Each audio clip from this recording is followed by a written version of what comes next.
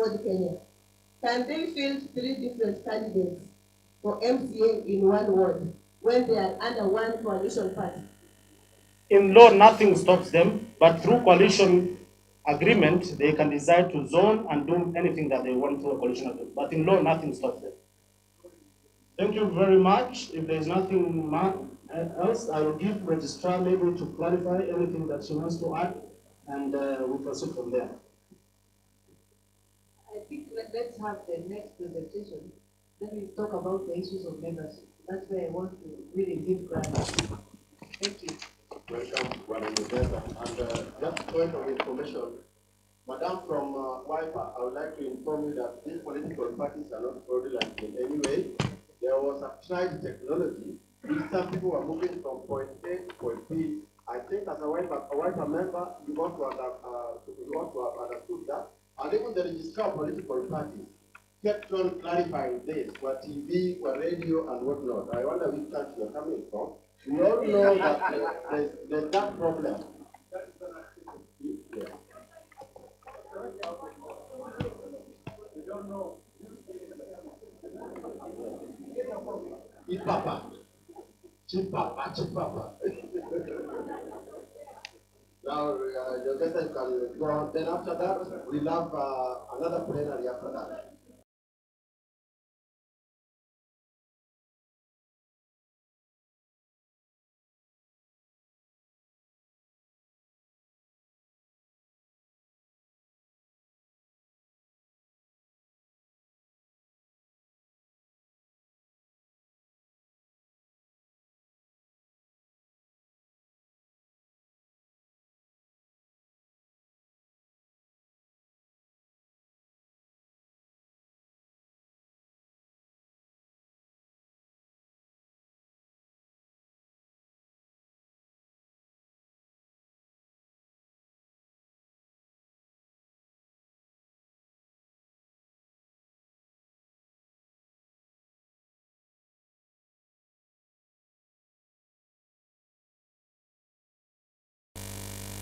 That is very, very good. And I don't accept it as the national chairman of the World Democratic Movement, and I believe other members are not yet to start. I apologize only on that part. Thank you.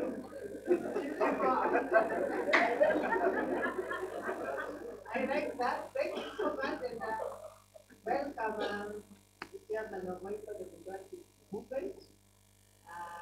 And thank you so much. I think we are going to talk about membership and those issues that the lady from White Valley, we are going to address them after this presentation. And they are valid concerns, but we shall address them after this presentation.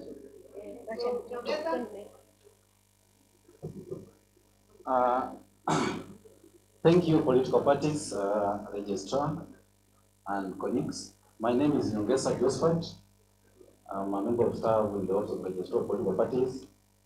I want to present to you an update on political parties' integrated management system. I know most of you, majority of you, have come across this system, and as you all understand, it has been a growing event. We have come from far. Most of you know where this process started. I'll not take much. First of all, about IPMS, it's an integrated political parties management system. Actually, it's a web-based application developed to facilitate efficient and effective management of political parties' records. About the background of this system, as you all know, those who are there, in 2010, there was an introduction of membership system, which is political parties management system that improved efficiency. This system in 2011, and before that, we used to have the manual recruitment, which one of the speakers said that our database contains records that were submitted manually, that were being done by the clerks, data entries were being done, and so many of them maybe are not within the political parties' offices, but are within the Office of Registrar of Political Parties. In 2011, membership system features upgrade that resulted into the introduction of Political Parties Management Client, which was introduced. This was a system that was independent, whereby we used to install the application on political parties' machines, such as laptops and desktops.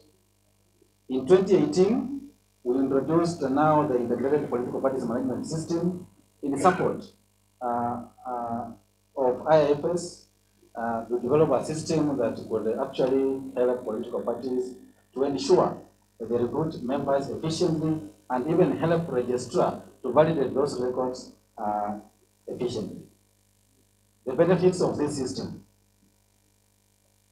Being a web-based application, there is no need of a third-party intervention.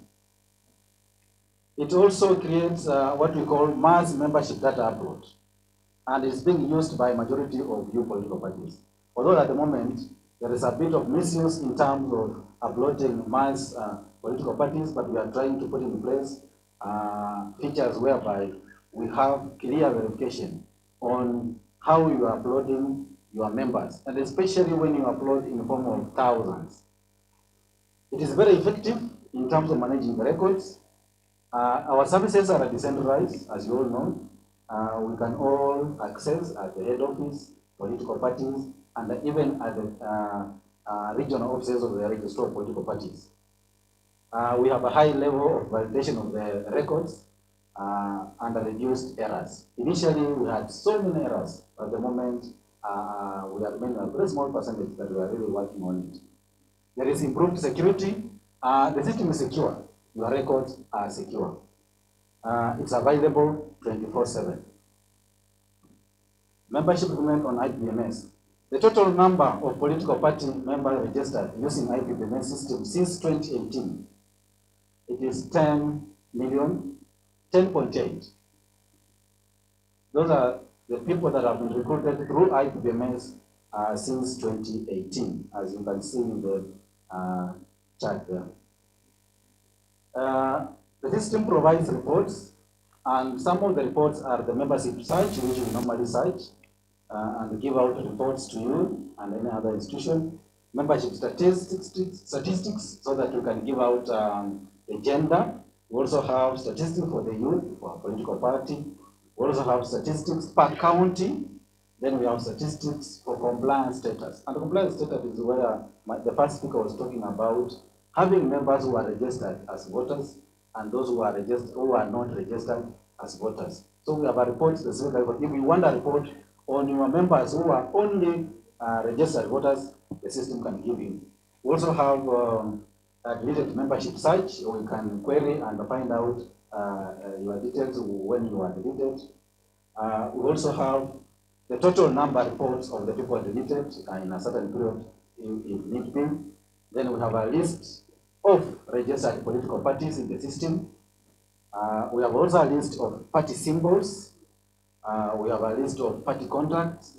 We have a list of party officials. We have branches. And we have also a report on persons living with disability. We also have a module that outlines how the funds for political parties are dispersed. And finally, the systems provide audit trail, and it has contains users and where now security issues come in. For example, of the youth membership report, that's how it looks like. That's just an example. You don't see like your party is not there, you say mine is not there. It's an example of party membership statistics for the youth. In terms of youth percentage, who are above 35 and who are below 35. That one is an example for gender. You can see in terms of male and female. That's an example of political party names, abbreviation, and symbols. And that's an example of how the system is in terms of disbursement of funds. That's how it is. Assume all these political parties received funds, we could have seen all those figures, and that is how it appears in the system. Audit trail, It shows activities of the system, who logged in, when, sometimes where, which machine, which type of machine, who did it. We have a membership register abroad in terms of recruitment. Parties have done a lot since the year 2007, when the first enactment of the Political Parties Act 2007 that established the role of registrar. You realize that in 2007, we had only 948 members at the beginning of the administration of this political parties management system. In the year 2008, that's the figure, then the year 2009, 2010, 2011, 2012, then we are now 2021, then 2022. You realize in the year only 2021, there was so much of activities of political parties where there were a lot of people in terms of numbers. Over 3 million were done by political parties through the system. In 2022, from January up to now, parties have done a lot in terms of recruitment, and they have recruited through the system about 6.5. Currently, we are standing at a total of 24.8 million Kenyans who are members of political parties. Political parties member register in terms of voter status. The total number of registered political parties members is 24.8. The number of political party members who are registered as voters, those members who are registered through this system as voters stand at 87%. Political parties that are not registered voters stand at 13%. In terms of youth statistics, the number of political party members who are above 35 years old stand at 78%, and the political party members who are youth, that's below 35, stand at 22%. Gender status, you can see as it is. You find that male stand at 62%, female at 38%. In terms of BWDs, people with disabilities, the numbers of political party members who are BWDs are at 0.15. And political party members who are not BWDs stand at 99.8. Manual resignation process, and that's how the process is. Process for resignation as a member of a political party, which my first speaker here talked about. That's how the process is. You have a written address to the party with normal resignation of a general member, not an official or an elected. We have come a milestone. Now we are talking about the online e-citizen mobile platforms, and recently, as you are aware, Section 38 of Political Parties Act requires the registrar to verify and make publicly available the list of members of political parties. On onboarding of online mobile platforms, it has helped us in reduction of human intervention. These online platforms are really helped us, especially the e-citizen and the mobile platforms that we are going to launch as a resourcing, has really helped us in terms of reduction in human intervention. It has improved accountability to political parties and other stakeholders. The IPVM's alignment to the provisions of the Act and other related laws, the compatibility with the emerging technologies such as online mobile payment gateway, and enhanced collaboration with other databases such as IPC, IPRS, and MCPWD. There's need for more integrations, like for example, most of you have tried of the APIs, that's linkages, improvement, development of IPMS modules, like online registration of political parties, which is on the way coming, improved dashboard with graphs and charts for compliance status, so that it's easy for analysis in terms of political parties at your office comfort.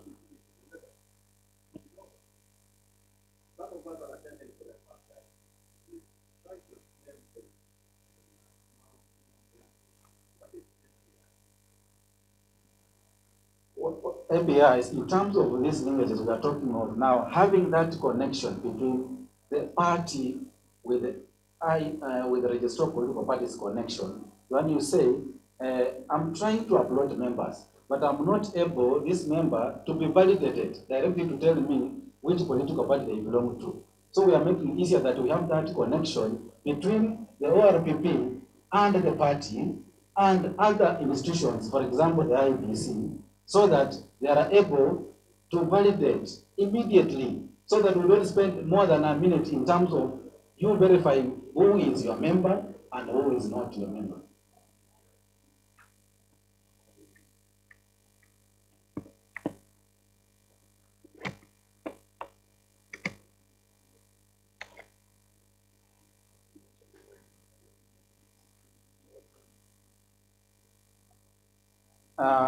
Point number by graphs and charts for compliance status. In most cases, when you log in, what do you see on the window? Nothing. We want to bring that on that window that you are able to see so many reports for yourself. You can see how you have complied,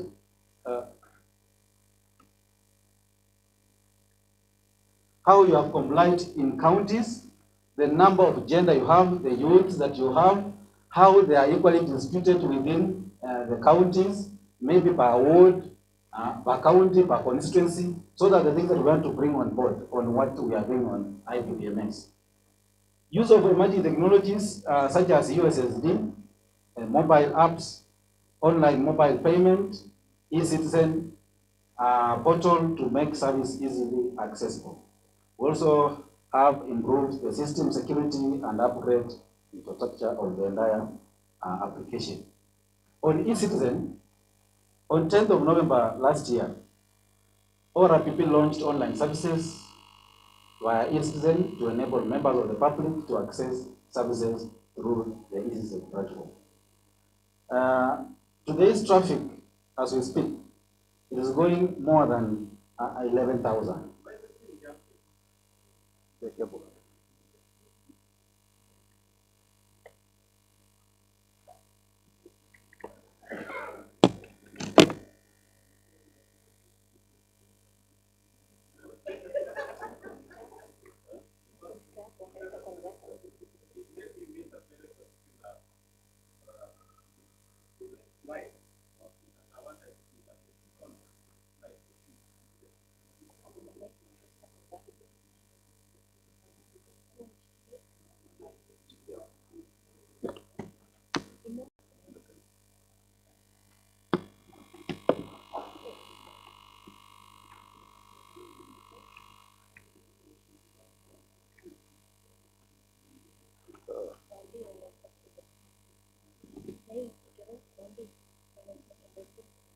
Sorry for that interruption. I think they are going to bring a different cable so that they can replace it.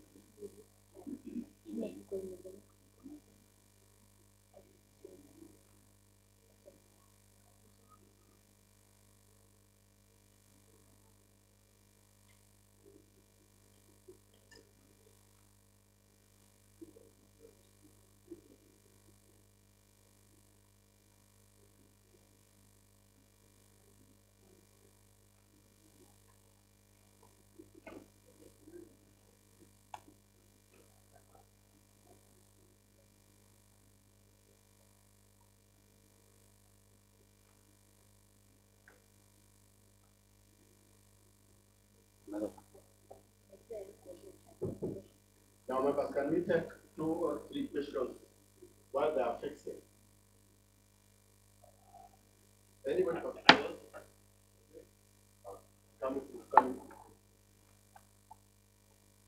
My request is that if only less than big, like 14 again, so that we really analyze For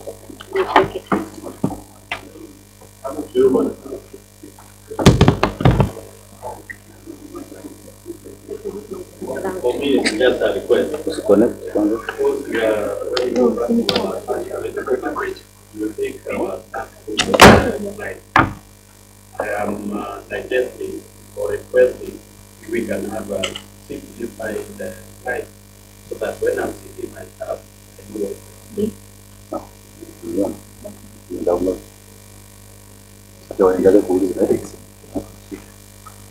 Machine yangu.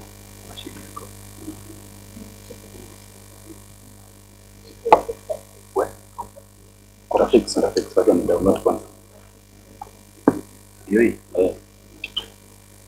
Yes, now that we are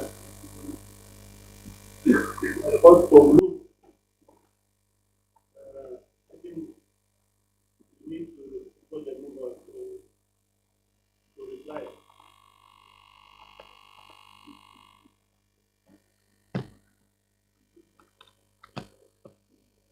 Any other question? That's one question. How long does it take for one to study the fact when they are using the system? Because I've heard members complaining that they've done it and weeks down the line, they still not remember.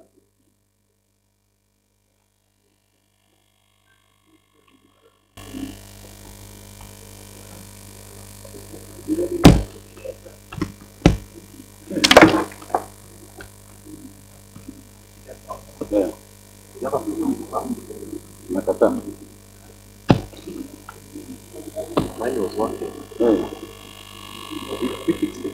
Yes, sir. I don't know. No signal. Uzalendo. Hii Uzalendo kipo. I don't know what wameleta hii. Ni ile ya mzee. Kila mtu akazi. Anybody? We want to finish with the question so that when the system is corrected, we do it. What's Hata up? unaona is there. Beatrice. Hii yako pia Anybody nakata. else? Yako pia nakata. Si basi ulete nini yako, Ile ilikuwa hapo kitu gani? ulete mashine yako, si present nayo. Thank you. Just a clarification, whether the statistics you are seeing there are factual, whether they are correct. Because I see Because that the membership test kama itanini, Tapi. almost 70% we are Hii getting hapo very ndio well. mbaya. And people are not verified. And hebu then kama the itapigwa. Hii ilikuwa before iko gani? Yes, wondering. Ile ilikuwa na before. Hebu yakajaribu. Anybody else?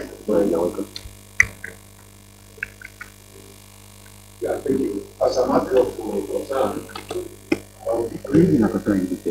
this is unacceptable because we keep on getting questions from our members on the ground who are trying to locate and they are not in the service. They are just going to do the service.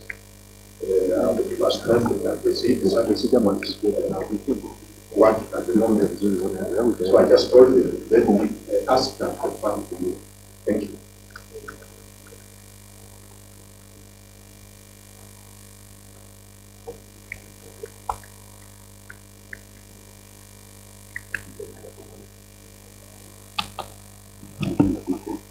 Anybody else? Gender?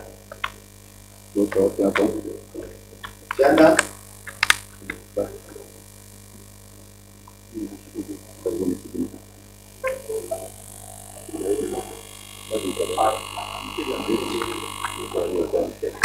My concern with this gentleman is how is the system capable of meeting members from new islands?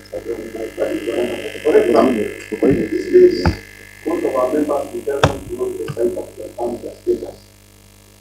So the ciphers become a focal point where you can collect all IDs and use a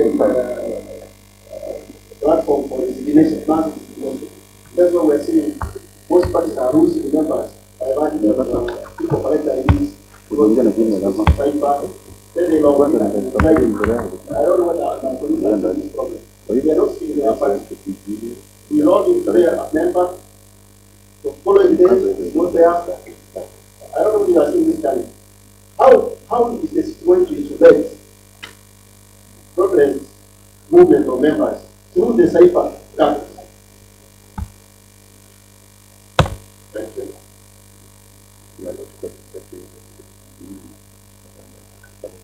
We have had cases where members resign from one party, and then in the process of being registered into another party, then they also hijacked along the way and they registered to another party. So I don't know how that system works. Because if I resign from party A, I want to join party B, then I find myself in party C, then since there's a lot of issues that we need to look at in terms of the integrity of the system.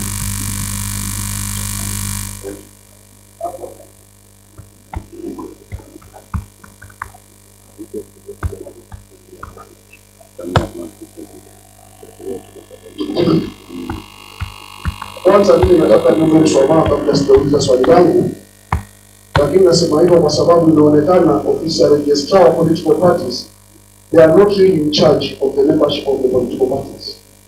Why am I saying so? Wewe unaweza kuwa registered kama official wa chama, lakini ukijiangalia uko kwenye chama kingine. Umekuwa registered katika ofisi hiyo hiyo ya registrar of political parties. How does this happen? Because I understand before the registrar of political parties registers anybody in a political party as an official must have vetted him or her.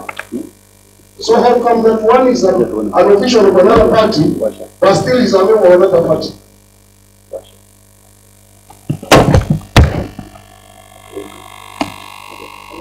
Somebody else?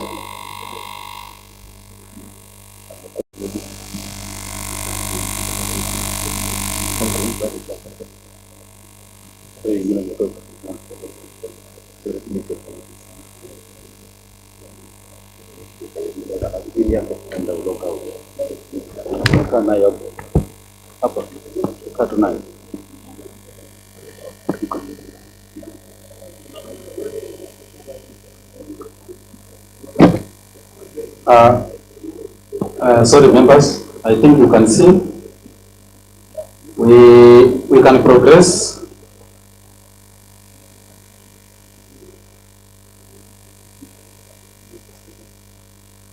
On slide 14, there was an issue with slide 14.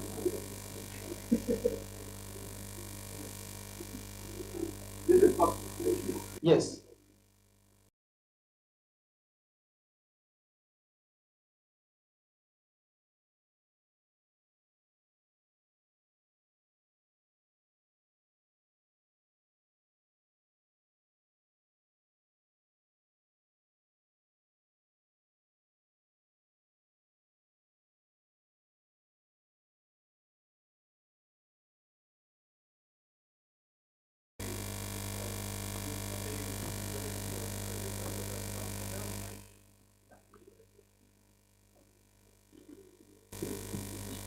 We'll answer that question. Thank you. Now, we are all there. We were in slide 14. We are talking about the youth status. And I said among the political parties that have recruited members in our system, you have provided to us that the number of political party members who are above 35 years old stand at 78%. And the political parties members who are youth below 35 is 22%. Membership status, the political parties report states that we have 62% for male, then we have 38% for female. In terms of BWDs, we have 15% for BWDs, and the members who are not BWDs, we have 99.8. Manual resignation, I took the process which you were given by my previous speaker. Issues on onboarding, online or mobile platforms. I talked of section 38 that requires a registrar to publicly make available the membership register. These are some of the benefits which I talked of: the reduction of human intervention, improved accountability, alignment of IPDMS provision with the current Act, and compatibility based on the emerging technologies as of now. And it also includes the integration between databases such as IBC, IPRS, and NCPWD. I've also talked about the linkages between us and the political parties and the various institutions by ensuring that we have a special linkage in form of APIs. Improved IPMS modules, for example, online registration of political parties, which is coming soon.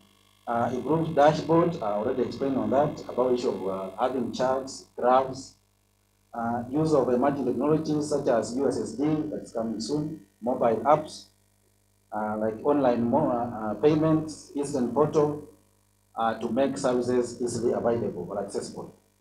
We have also improved the system security and an upgraded infrastructure. About e-citizen, I've also talked about that as of today, there is so much traffic that it goes beyond 11,000 that people are accessing the e-citizen platform who want to check whether they're in a membership, resign, or join a political party. Looking at the cumulative traffic since we launched it, it is going to almost 1 million. It's about 862,000. Daily resignation on Eastern platform, like for example, 8th of February 2022, it was at 15,000. Total resignation up to now stands at 163,783. Daily registration of the public joining political parties, like on 8th only was at 8,000. Looking at total registrations of members through e-citizen platform stands at 66,000. Checking status, people just want to know which political party they belong to. So today it stands at 609,000. Upgraded IPPMS, the new IPPMS that we are looking at, that we need to launch, it has a self-registration and a password reset. Unlike the one that we have now, the one we are going to deploy at your offices or train your officers will have a self-registration whereby members on the ground, they will be able to set or to log in, create their own passwords, reset passwords, join a political party, or resign from a political party. It is going to have an integration with IPRS, whereby we are going to eliminate all errors because we are going to integrate with the registrar of persons, where we have all the details of all Kenyans. We also have integration with the mobile networks operators. We are going to use controls that are enhanced. We are going to have a shortcut SMS.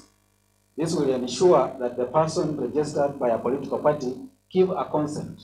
That person, when you is recruited, must get an SMS that you are being recruited in party X.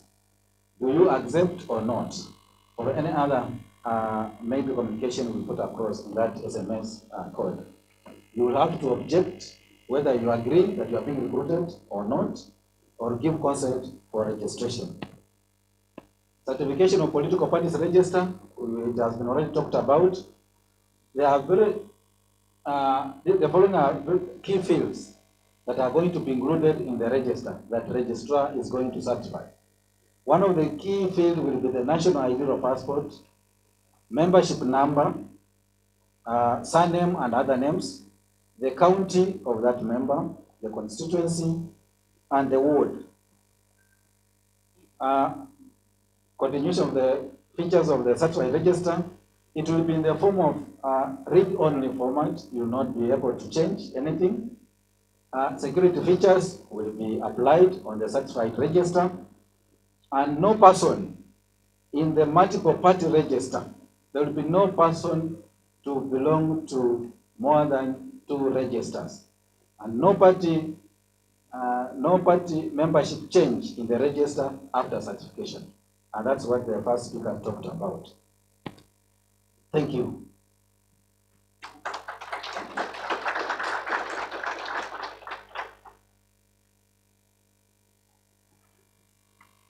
I think we can now have questions on all the presentations. You can answer the questions that have been asked. Okay. You can have questions now. No, they've been asked, Madam Principal, recorded now. To take the question, then I will there's the question on how secure is the service. Then whether they are able to protect those who the favor, and then they look for the purpose of preserve of their identity left there. There's the question of party officials who find themselves in other political parties, yet they are officials of another. And then the data of the youth.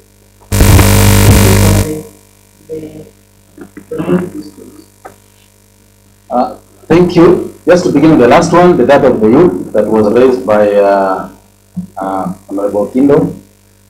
This is the data you sent to us, and you have been provided with all those fields. And the youth field is there in terms of the date of birth. And our system will populate what you have sent to us and give the results. So based on what we have as registered political parties, in terms of youth percentages, we realize that the youth have not been considered in terms of recruitment.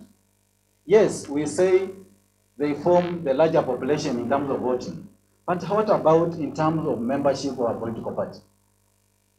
Because we tend to confuse about being membership of political parties and voting. Yes, we are very sure, and we are all aware that youth comprises a big percentage in terms of voting.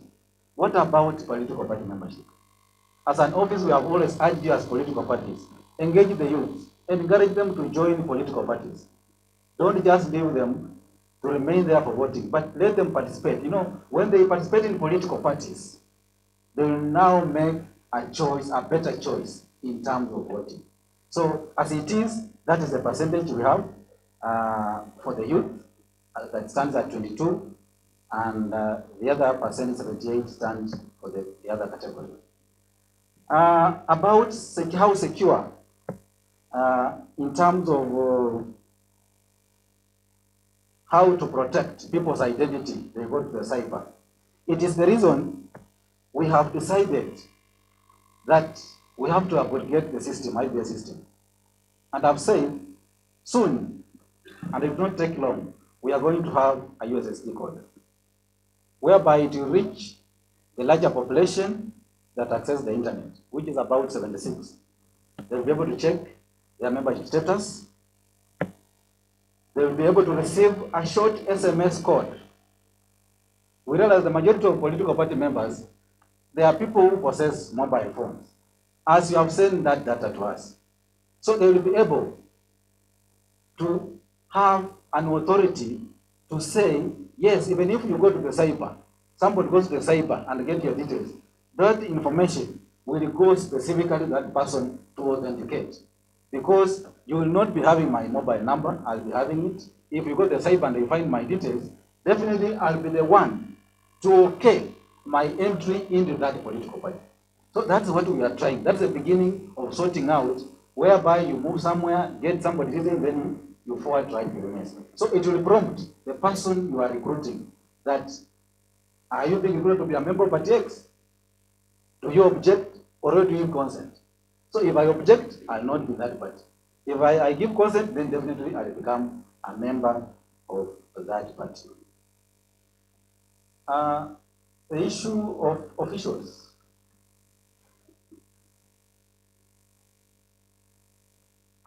I don't know how it goes. Officials.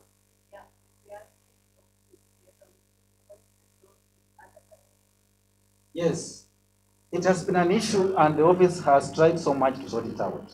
And up to now, I think we are at a good percent in terms of sorting out how comes I'm an official of this political party, and yet I find myself in another political party. You find where the challenges are coming, and you find why the reason why the registrar has initiated the changes in the system to ensure that everything is done correctly. Most of us, maybe by assumption, we assume by associating ourselves with the party, we assume we have been registered. And in most cases, having said that you are an official, you assume now being an official is an automatic membership to that political party. It's not true. You must, as a party, ensure, even if I'm an official of party X, let me not assume that now I'm automatically in that party. Make sure that you forward the details to register political parties. So in most cases, political parties tend to fail to send details of officials, not only even officials, elected, because we have found these situations, that you find somebody elected on a certain political parties, but when you check, is another political party. Because you assume, having associated with this political party, you are automatically a member of this political party. And in that case, on elected officials, I think ORPP is in touch with IBC so that no candidate will be cleared unless you are confirmed you are in that political party. So something like that is not going to be there anymore. So for officials, that is the error that has been there, but is now corrected. Any political party submitting officials, we are ensuring you must be in that political party. The assumption of you are sitting with the party and assuming that it has been sent to RPP, it has now created the problem.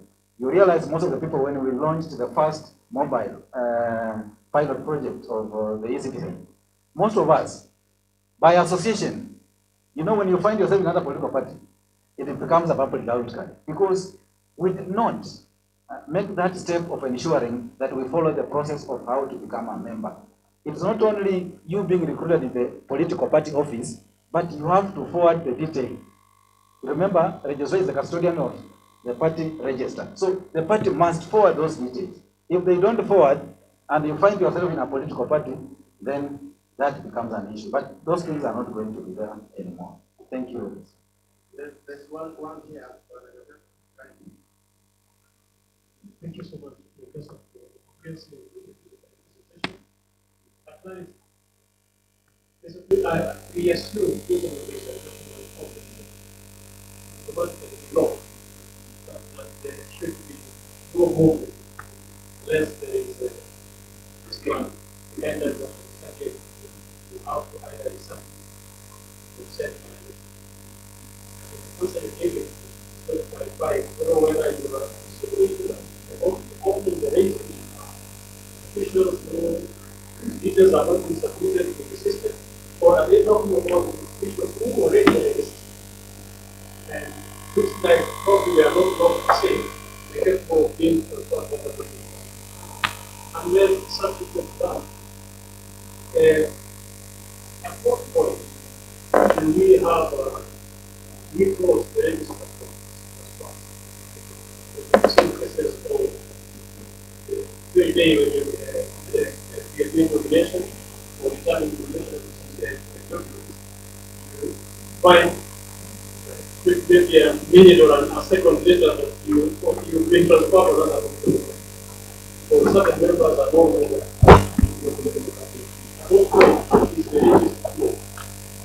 that's the last one, but I think that's a very good Sorry. Take a Uzalendo, I'm from Federal Bank of Kenya. My concern is about the slide 24. Sometimes maybe back in our villages, when Jiko and Naliaka may not be able to understand what the object and give consent means. So I don't know if the SMS will come also in Swahili, for them to maybe be able to understand that. And for how long will that SMS, maybe the notification be able, be lapsed or the paper expires? Because sometimes maybe in the village, someone has taken this on Makabambe for a shopping center for charging, sleep there. The man by the judge should finish the farm work to go meet it, it's already late, maybe the expiry time is already elapsed. So how are we going to go on that? Thank you. Thank you so much. Just on the point of state officials, I'm very sure all political parties, some days back, mid last year, were communicated by registrar that all political parties to submit its elected officials of the NEC and elected members in various houses. You received that letter. That was the reason why the system was in place to cap that deficiency. And indeed, majority of political parties forwarded to us the elected members of parliament and even county assemblies, including governors, so that the reason behind it was for us to lock them. And we did do that. So if a party did not forward their official at that time, that's where now you find one or two have not been locked. And the system currently, you cannot, even if you go to e-citizen platform, you cannot resign because it's locked under elected officials and people who are elected, who represent us in various houses, at the National Assembly or a county assembly. So the problem has already been cured, and we're urging the political parties, kindly, whenever you make changes, forward it to us so that we can lock all the officials. About the SMS will be in both languages, both Kiswahili and English. How long it expires, we are working on it. We are yet to, but we'll decide, because we want to give you enough time to see the information on your phone, but we also not want you to stay with that information for so long. But in the event it expires, then definitely that person, an action will be taken. And the system, once we launch it, will let you know what is going to happen after you get that information, and what should you do with it, that information. Thank you.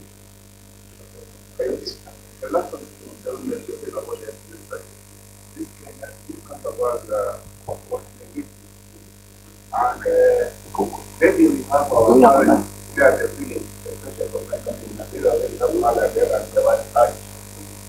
some people don't know how to read it, writing, what to do about it.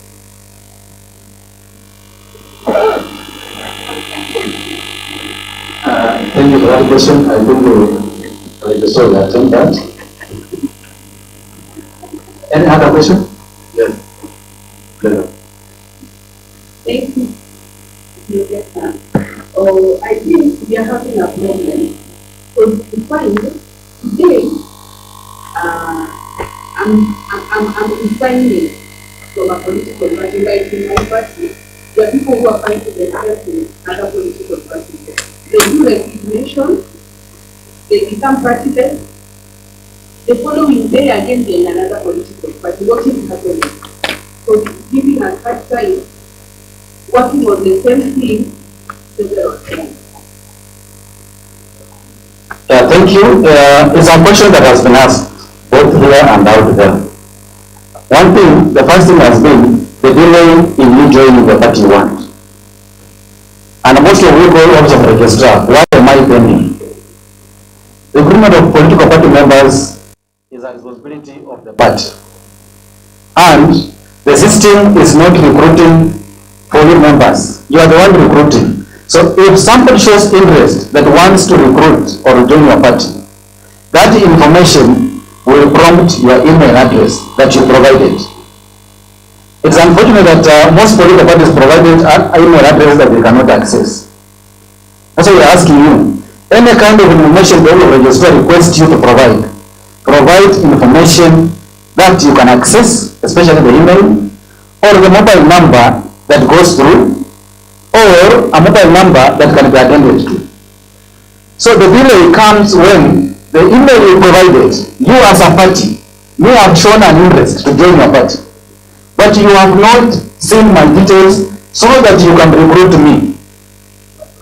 The system. Accept the problem, give us an authority that we deal with it. Because these problems are either with the officials who facilitate the officers. Send all the documents you want. But at the end of the day, they find themselves in somewhere else. So tell us there's a problem, you will find it out. Thank you. Thank you. That problem as an office, we are handling it. What I'm trying to say is, let political parties, the information you provided, because that registration does not come from the registrar. As registered political parties, we cannot upload your membership.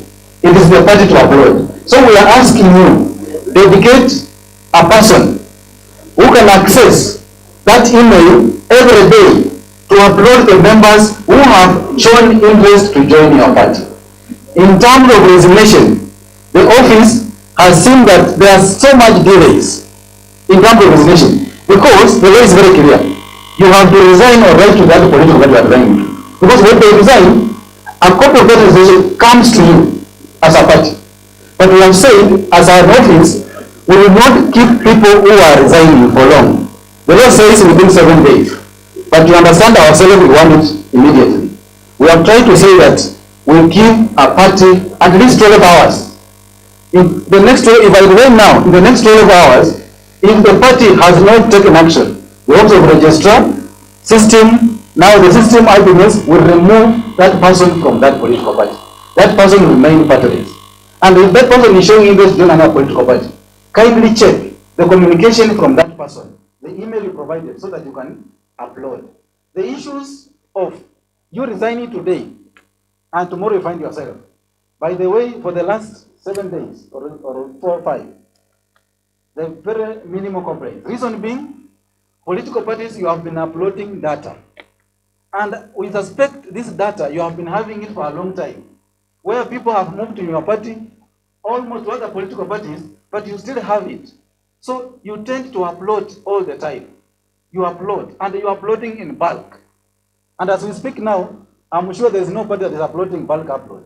Is there any political party doing that? No. For the last 4 or 5 days, because we are working on that to ensure that there is no cry whereby I resign today, tomorrow I find myself in another political party. So we are trying to look at the mechanism on how to handle that situation. So political parties, we are urging you, the file you are having in your offices, don't upload them just because you have had that file for 2 years.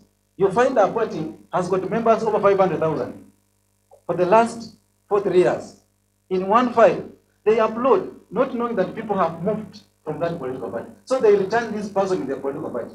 Or they pick another person who has resigned, wanting to join another political parties, then they find themselves in that political party. But we are handling that situation very soon. Nothing like that is going to be a cry of the day. I think that's the best way to go as an office. Thank you. I think that area of uploading is banned. That is the area that we are concerned. Because one, most members are now moving from confused parties to more organized parties, and they are moving en masse. And you see, I'm very serious. I've not mentioned any party. All right? I'm just saying that they're moving from confused parties to more organized parties, and they're moving en masse. So how would you maybe assist these organized parties to upload? Because there are so many, instead of just registering one, it's more costly. And to that extent, by recruiting staff, I've been complaining because it is more tedious to recruit maybe 2 only when there are so many who have actually moved from these other parties together. Thank you. I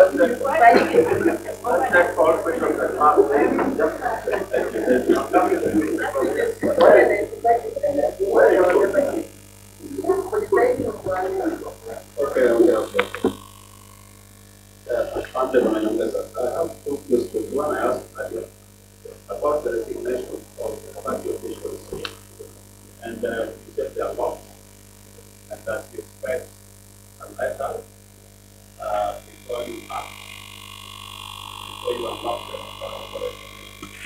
I was asking, how do you take this letter? Because a letter can be issued from the office of the registrar, but it does not reach the official. But the letter is there. The event of the issue is able to produce, but it did not reach the official. Number 2, for the resignation of members. I've heard you say that you give a member resigning from a political party 12 hours for the political party to respond. I think that 12 hours is too small of it.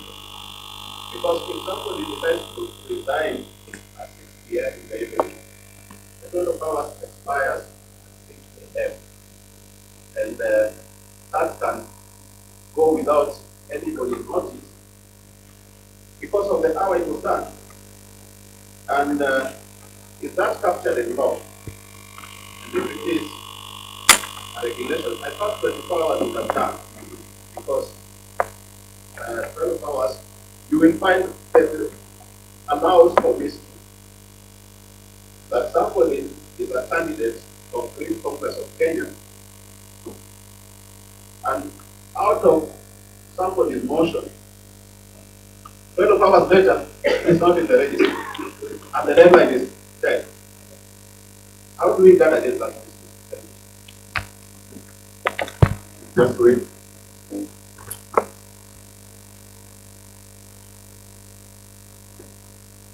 Thank you so much for that. Just to compare or to add whatever our friend has shared, just having that, where you mentioned about the USDP.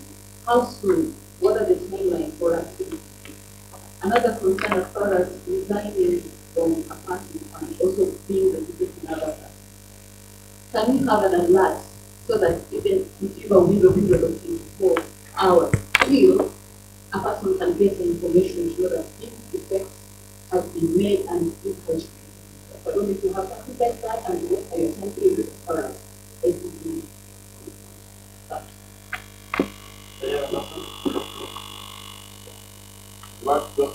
Any other person? Please. Yeah, I still want to repeat that concern that people want to resign from their respective parties and enjoy. The message they get is that message delivered. And on the side of the parties, that message is not seen anywhere.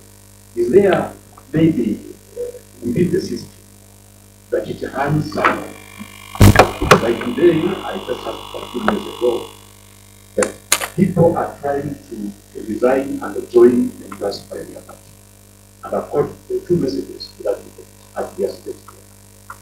The service is not available. Those previous days.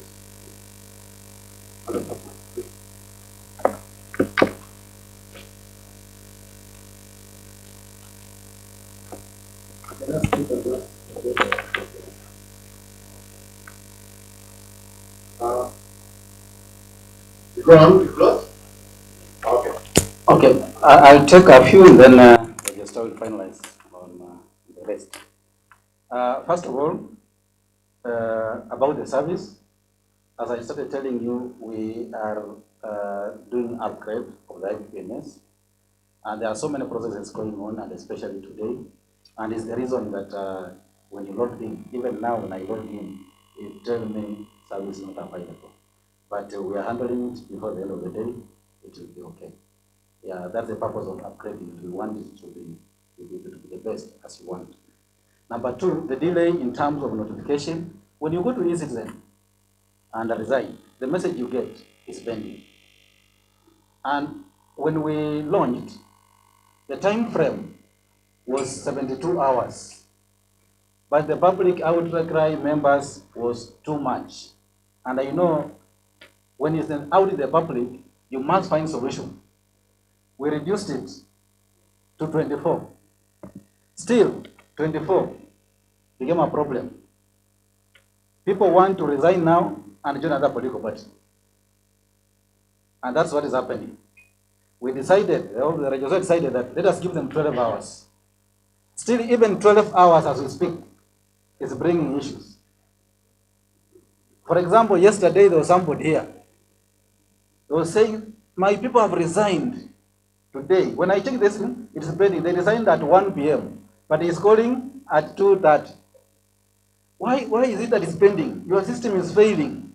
But you see, we are trying now to make sure that as much as we want to be comfortable, we also want the member to be comfortable. So that's the reason why there is that timeline, time frame. I know, yes, 12 hours, according to you, it can be too small. But to others, it's too much time. They want the shortest time possible so that they can move to another political party. So I think that one I'll leave it, Alexander will give a comment. On the expiry of SMS code,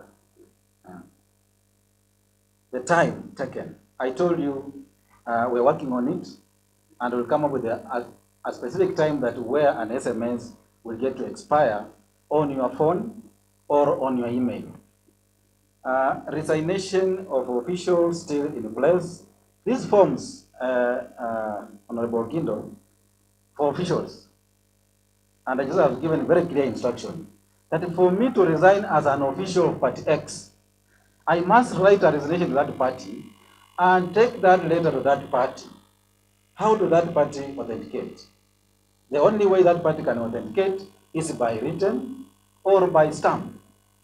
And the stamp becomes part of authenticating. So, if I resign from your party and I'm an official, I must come to your party. I must present my resignation so that you authenticate it. Then I take that resignation to Office of Registrar of Political Parties. So when it gets to Office of Registrar of Political Parties, we act on that record.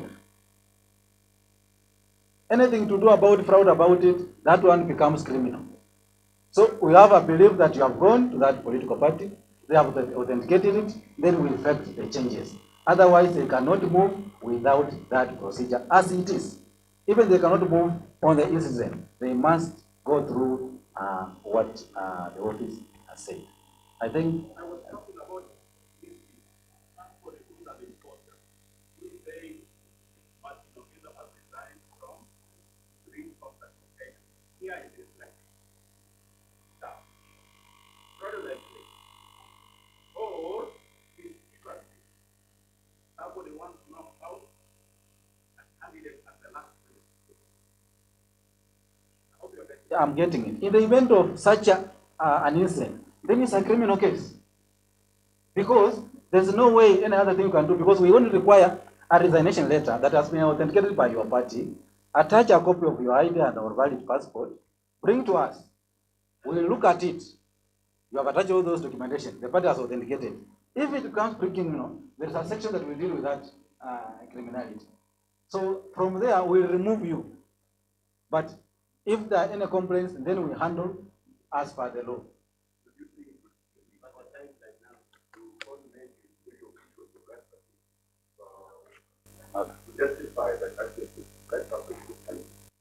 Thank you. I think let me stop there and invite the registrar.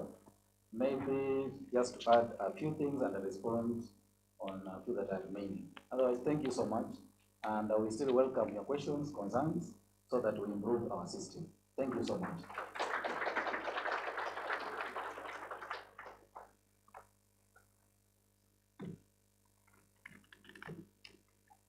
Let's clap for Mr. Nyongeza. He's done a very good job. I told you yesterday, and he was not here, that we have one of the people who are here yesterday. I can see one or two who are here. If I see you here and you are here yesterday, then you are not giving opportunities to. Don't you think so? Yes. Yeah, I do not think that we want to train you today and tomorrow. Yes, a party is supposed to be an institution. It is important, that's why I don't want to mention who is here, and I saw them yesterday. Because a party should actually be such an institution that you give others also to learn, so that we are able to compare notes. So I was telling them yesterday, and I will say again, we have a very competent team at the Office of Registrar. Our ICT team is very competent. Your data is safe, and we have assured everything that is supposed to be done. Nyongeza has really talked about to ensure that your data is protected. We have ensured that is true. Allow me to just comment on some of the issues he has responded to in a way of just clarifying the issue of resignation of an official. And one question that was raised, whether an official can find himself in another party. I think Nyongeza has explained a very fundamental point, that sometimes political parties keep recruiting members, and instead of uploading immediately, they stay for along with that particular data. And some of the data could be actually some of the officials. Recently, I have had cases of such nature, and I told the 2 or 3 parties concerned, kindly send me the ID number of that official who complains that he is in another party. All the 3 cases I've had of last week turned out that member has never joined the political party he's supposed to be. He's saying that he's a member. The history, our system has an audit trail. When you join, when you change, we can, if you have changed parties, we have people who have changed parties. From our record, over 15 times in the last one year. And those are Kenyans for you.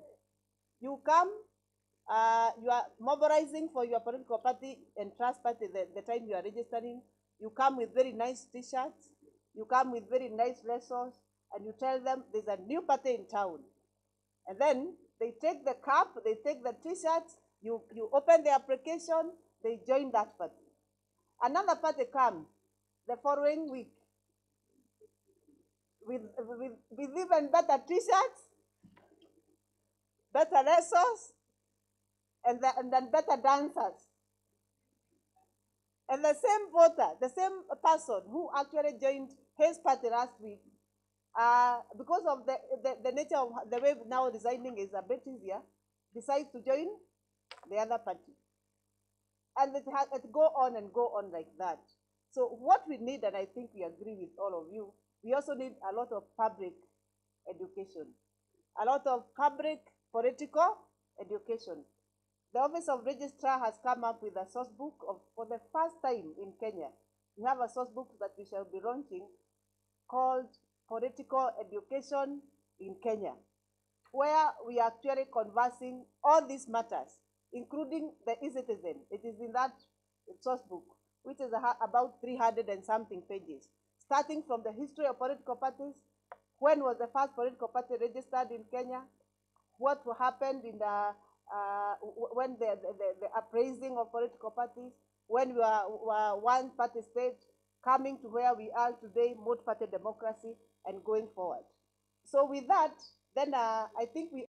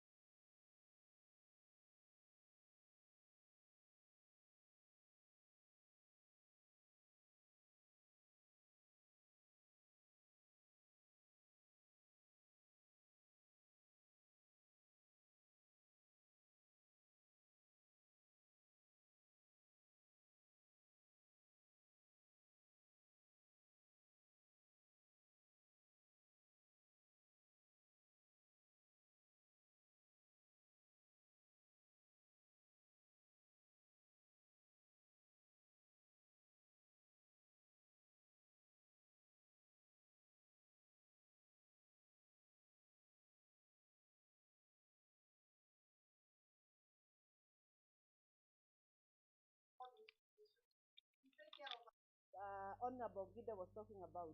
That a person resign at night somewhere.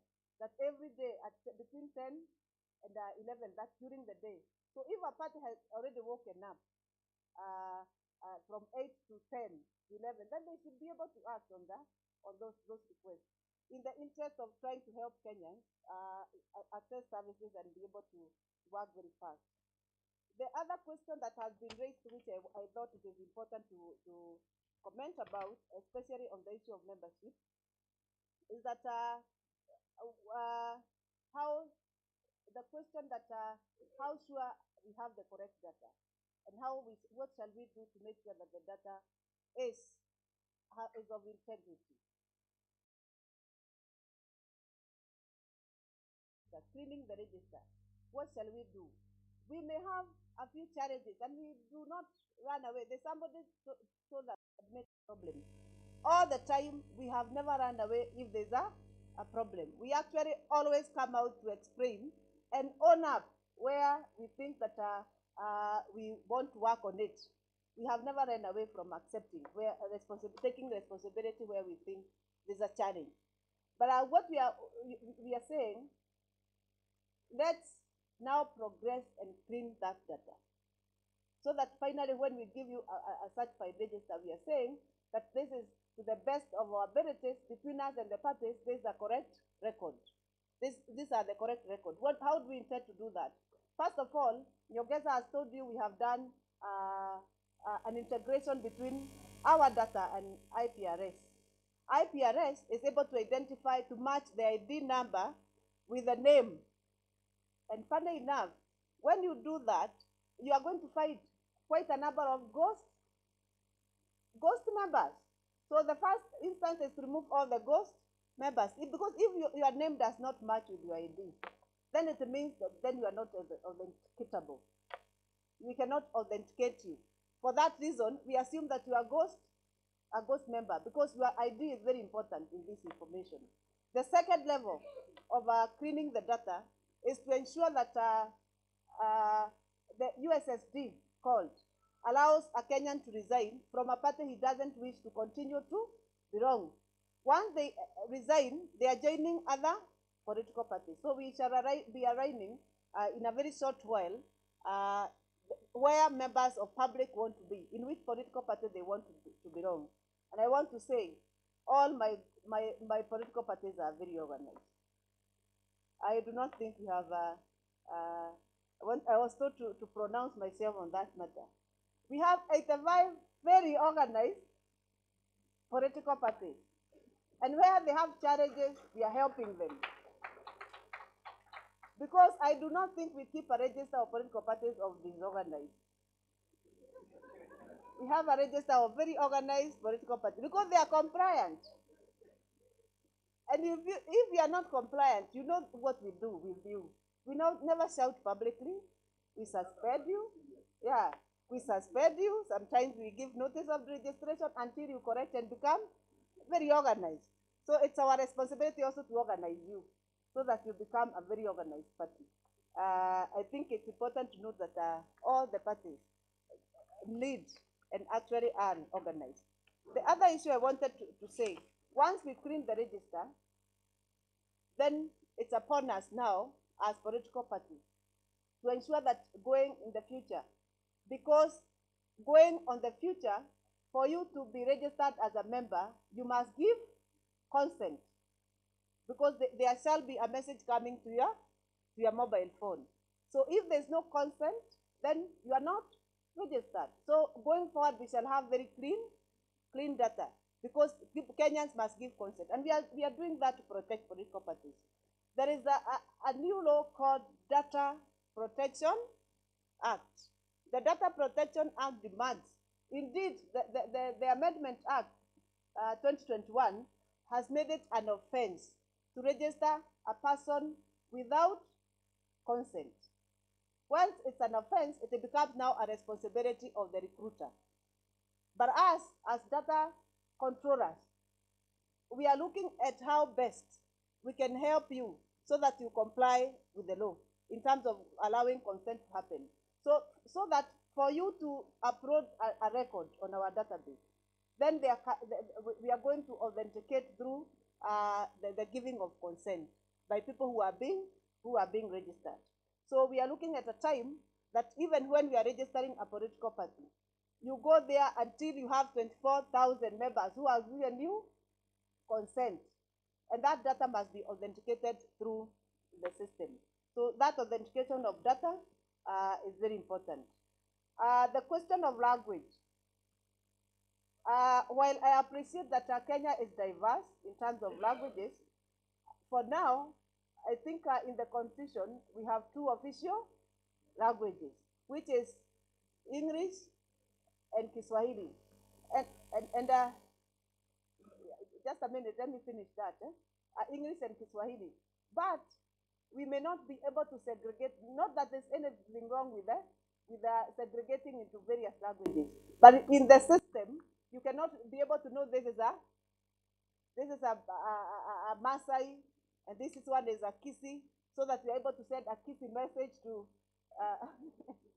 to a Kenyan who is a Kisi. I think it will be difficult work. But in terms of materials, educational materials, it's possible to do that. But in the system, I do not think we should want to go to that part. We will confine ourselves to the official languages, which is English and Kiswahili. I think those were the issues I wanted to address as far as the membership issue is concerned, that we shall ensure that we serve you the best, give you the best of the service in terms of you bringing your data. Your responsibility. We expect that the party, that all the data that you are keeping, and that's why we are saying the essence of us telling you, bring your register so that we compare. Because of those instances where you find a person saying, I've been a member of this particular political party. When you check the record, he actually has never joined. There are people who assume I'm a member of a particular party just by association. Because my party, every occasion of my party, I attend. Who doesn't know? Indeed, one of them asked me, who doesn't know in this country that a member of party X? Nani hanionagi hata kwa TV as a member of party X? That does not put you in the record until you go to the party and register yourself. And then the party then also upload the data.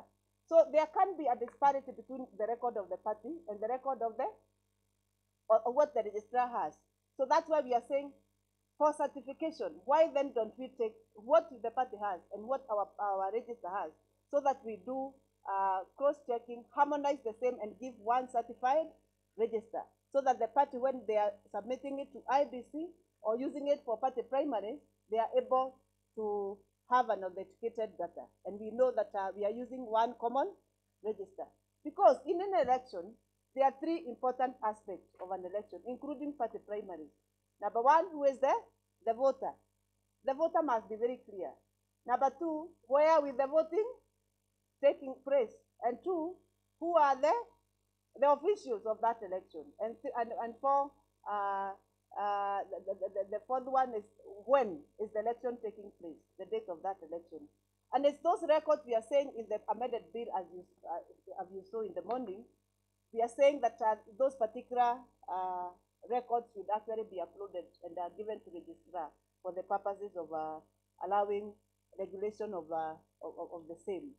So in a nutshell, as I come to the end of this meeting, because we are now about to close so that we go home, I want to submit that we are committed to continue supporting you as political party, party leaders and the chairman today, as we have our first engagement.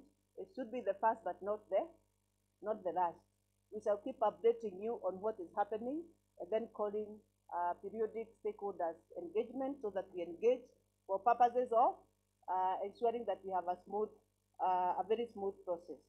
In the issue of coalition and coalition parties, I think we had a very good presentation from the Director Compliance here, and we have seen that there is need for a training on the checklist of a good coalition, checklist on a good coalition party, checklist on a merger. Currently, I have not heard who is merging. Probably sooner or later you are going to tell us, and where the mergers are taking place. Currently, we have only heard about coalition and coalition parties. So as you do that, we may want to familiarize yourself with the coalition checklist and coalition party checklist, so that when you make your coalition, as you are informed today, we have a right under Regulation 2019 to check your coalition agreement to ensure that the coalition agreement is compliant with the law. And it is compliant with Schedule 3 of Political Parties Act. And we shall have a lot of back and forth if we don't agree right now on the checklist, so that you are familiar and you are very clear on the checklist. So when we shall be calling for the training of those checklists now in thorough basis, for those people who shall be involved in coalition making, kindly note we shall be asking so that we are clear, so that the period by which the coalition is filed and finished and registered with us is shorter, because it has captured everything that that is there. I think for the interest of time, I would want us to stop here and thank you most sincerely for attending this meeting. Unless there's a burning question. Yes.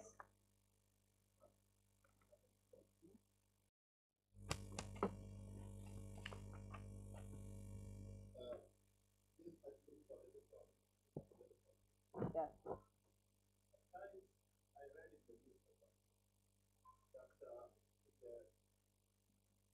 convention of the forthcoming political parties, Mm-hmm. that certain political parties are not allowed to join certain political parties. What is the right of a political party that wants to join event?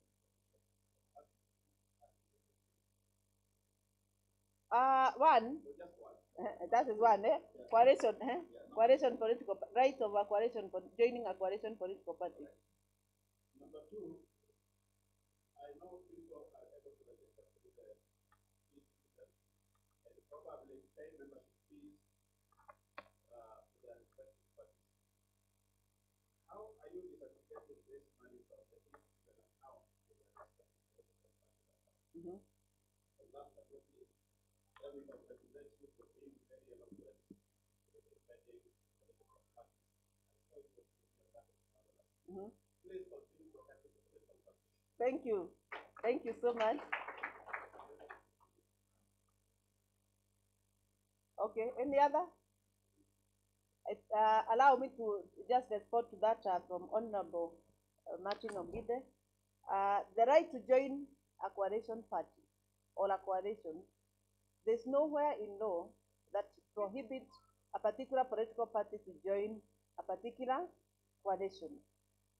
The first identification of how coalition members should come together is their ideological presentation.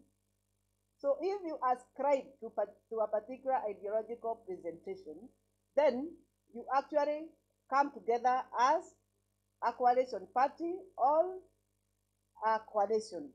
It's the ideology you ascribe to. And for the first time in this country, we can proudly say we are seeing people discussing issues and ideologies in these campaigns. You can see people saying the issues around economy coming around and very much around. We are discussing economy and how you shall help when you take government, how you shall help the economy of this country, among other issues. So I don't think there's any prohibition. It depends on which ideological presentation of disposition you belong to. Then you decide to approach a particular other group and you come together. I do not think there's any person who has been given the responsibility to whip people into a coalition. So, all out from a coalition. Nobody should put one person from a coalition or whip people into a coalition. It depends with the individual parties.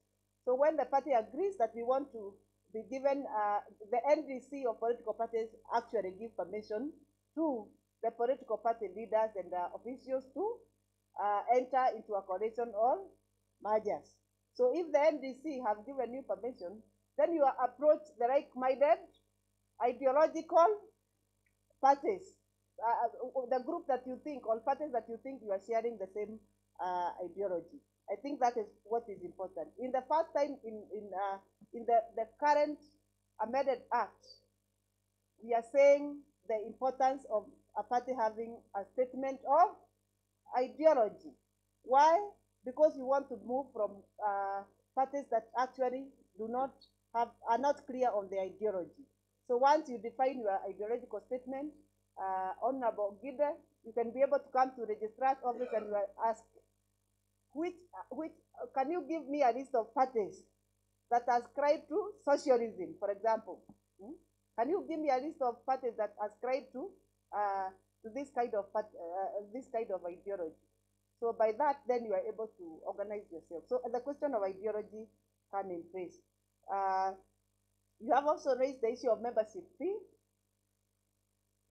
The e-citizen is able to, once a member key in, and a key in the figure, what we requested the parties to do, and I will start guided, Nyongesa is here. We requested the parties to submit to us their account numbers and their membership what do you call it? Is it classification?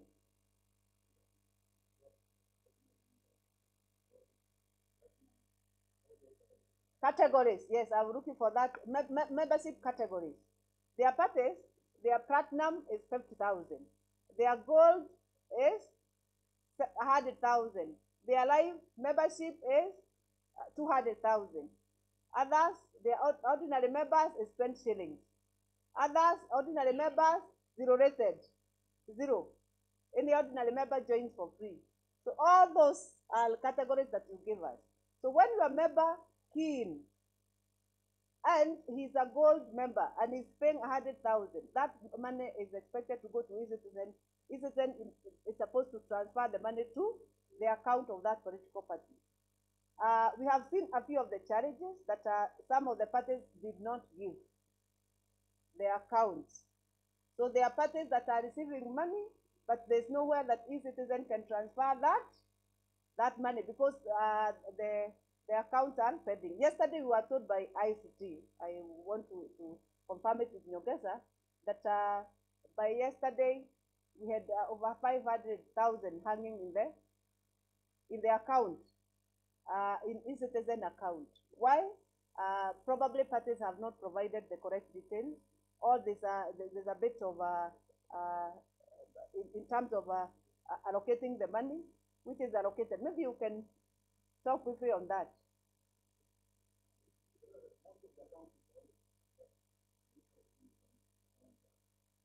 They are dormant. They are not active. And we talked to the list and they said the right to us. So that category are responsible. So the right to us officials or the right to look at the parties to give us active accounts. And for those who have not provided accounts, they provide. So that they can be able to forward that money to account. Thank you. Do you hear that? That is who announced for microphone hapa, that you can, some parties accounts are not active. So activate. There are parties probably that have not activated their account. When you stay for some bank, when you stay over a period of time without transacting, your account becomes dormant. So that is another challenge that we are facing. I think we have addressed all the matters that we were supposed to address today. Only to wish you all the best. The question of PPF, I think it was answered correctly by Mr. Ali, that we expect now to see parties going out to compete out there, because PPF now will be based on the number of votes, on the number of women and youth you bring on board. 15% is the number of youth, women, and persons with disability and marginalized you bring on board. So this election, we expect that then the question of allowing participation of women, youth, and persons with disability should be high. We request that you note that IBC guided you on the nomination rules, that you should actually provide how you shall bring on board not more than 2/3 of your candidate list having women or either gender, actually. So kindly we request that you observe that. We are also continuing to engage with the NGCE, the Gender Commission, who should actually, I don't know at what point, but we have agreed that one point we shall be calling them to guide also on the inclusion bit, so that parties are prepared to see exactly how then they shall do their risk in terms of inclusion. And we are always glad to partner with everyone. Finally, and I think I said in the beginning, we also expect using the source book, the political parties, the political education source book. We shall roll out very serious trainings starting next week, starting with the elections boards, coming to internal dispute resolution committees, going to the ICT officers that we shall train because of rolling out of the USSD called, and then later aspirants, and even some elected leaders and in the country at the national level. So that as a country together, then we shall be preparing the political parties and the political scene for elections. I think I want to stop there so that we close the meeting with the national anthem. Yes.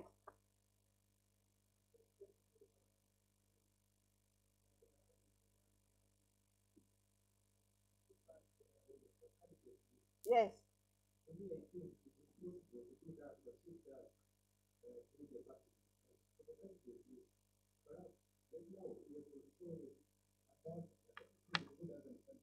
Uh-huh.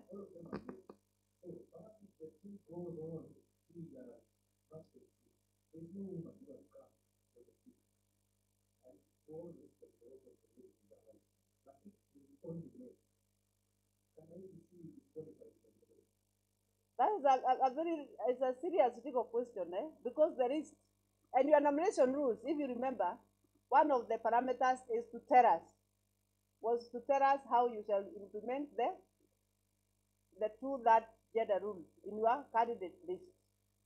So I think the parties should go out of their way to look for those women candidates. It's an affirmative action. Kindly advertise your services and yeah, because when it comes to affirmative action, let me tell you, we go out of our comfort zone. Even some affirmative action for people who have not gone to school. You remember 2003? We went out of our way to get children from the houses so that they come to school. That is what we want for political parties to do. Go out of your way. Get women, bring them on board. Don't wait for women to come. Go recruit them to come and become candidates in your political parties. And you then persons, it should be targeted recruitment so that that every person is included. Kindly know it can be disqualified. Even persons with disability, kindly know it is a possibility to be disqualified because you have not met the two-third gender rule in the list. Let's go out of our way.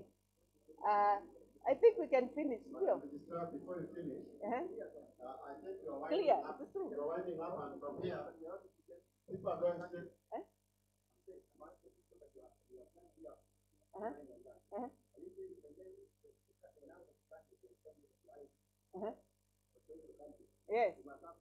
Yes, that is exactly what we are saying. Then the list of aspirants you take to IBC as candidates to be selected, to be nominated or to be registered as candidate must meet the two-third gender rule. Yeah, so that a third of them should be from either gender. A third who are women and two-thirds who are men. There may be two-thirds women, one-third who are men. It's a requirement. And it is doable. I am telling you, it can be done. Because I know you are very good as political parties to recruit members. Those members we are recruiting in your register, approach a few of those women and coach them to become candidates. Because they are your members. Yeah, Honorable Martin Ogida is confirming it can be, and it will be done. Shall be done. And it is in your nomination rules. Can you bring them? We coach them. We must coach those women to participate in the election. Yeah, even if they have to, because it is sensitization. You see, when you marginalize, when you continually marginalize a section of population, that is what happens. They cower away. one of the issues we must do also as political parties is to prevent violence in elections, because that's why women feel they want to pull away from elections. Let's make the environment be very calm and peaceful for women to feel very easy to participate. Even young girls feel, I have turned 18, I can become a candidate. Yeah, let's especially, and I'm challenging the men seated in this room.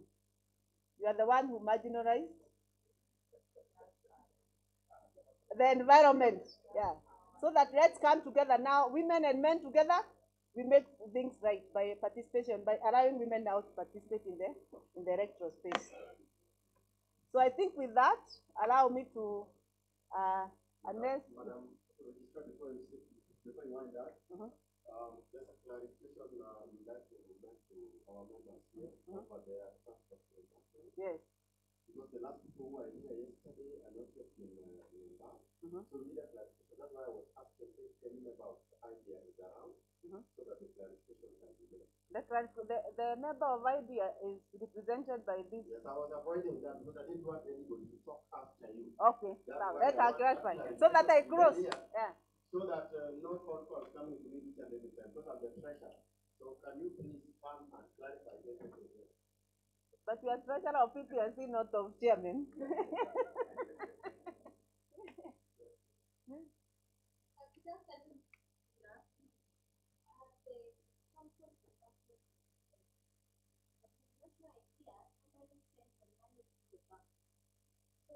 to the M-Pesa.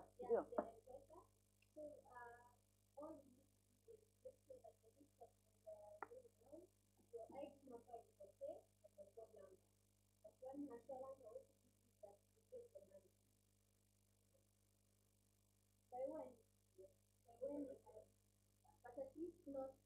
Not later than? Okay.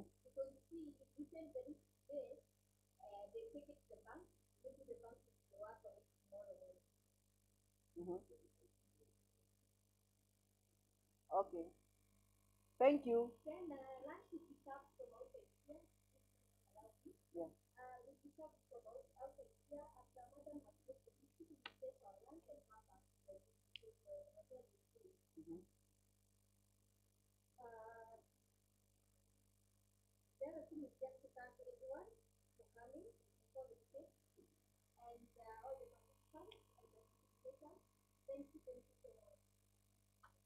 Okay, asante sana. I think with those very many remarks, I want to declare this workshop officially closed. We stand up, we sing the national anthem, and then we move for lunch, and wish you all the best in your political party. So who will lead us in the national anthem?